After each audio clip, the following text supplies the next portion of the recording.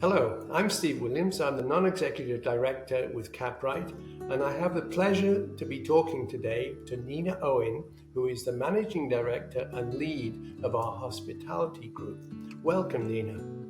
Thank you, Steve. It's good to be with you. Well, let me ask you a couple of questions, Nina, about the hospitality update. First of all, you report 4.1% RevPAR growth.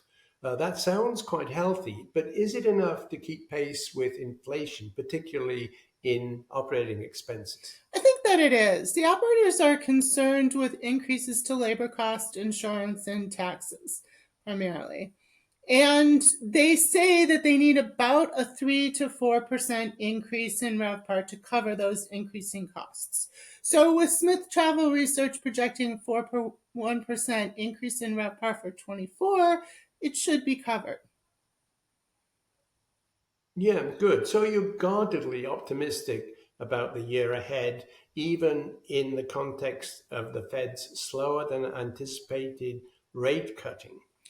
Well, it depends on the Fed.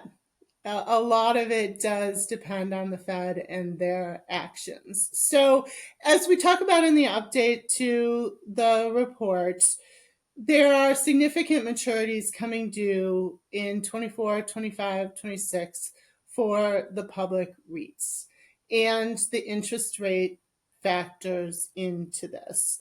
When, the loans are refinanced, hotel valuations are tweaking down slightly, there's going to have to be negotiation, possibly injections of equity to refinance these assets. Yeah, sure. And we all live under the sword of Damocles of the Fed's decisions. Um, let's move on. There's a sentence in the report I'm curious about. There's quite a wide gap between net asset value and enterprise value for hospitality properties. Can you comment on that?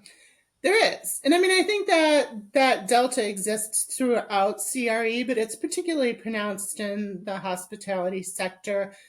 And maybe it shouldn't be. If you look at the data that is presented in the report, hotels are performing well. For the last 2 years, they've outperformed all other CRE sectors. And if you look at the last 10-year period, they have outperformed on some metrics for 7 out of the 10 years. So why is the delta so big? I'm not sure. I think it boils down to the negative risk sentiment that is pervasive in the public mind for the hotel sector, and has to do with the fact that it's an operating business and the rooms are leased day to day, not month to month.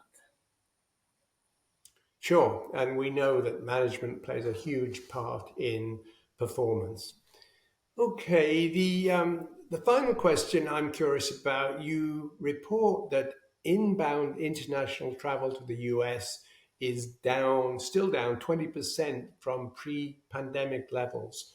Is that a regional variation or is that across the board? It's pretty much across the board. So there were differences in the amount of international travel in different markets, New York City being on the high end. But wherever the market was in 2018, 2019, generally it's not back yet. And the Chinese traveler has something to do with that. Most market participants do feel like we will be back towards 19 levels in about 2025. Yeah, well, thanks. It'll be interesting to see how the year unfolds. But thanks for sharing your views with us today, Nina, and we look forward to talking to you next time. Thank you, Steve.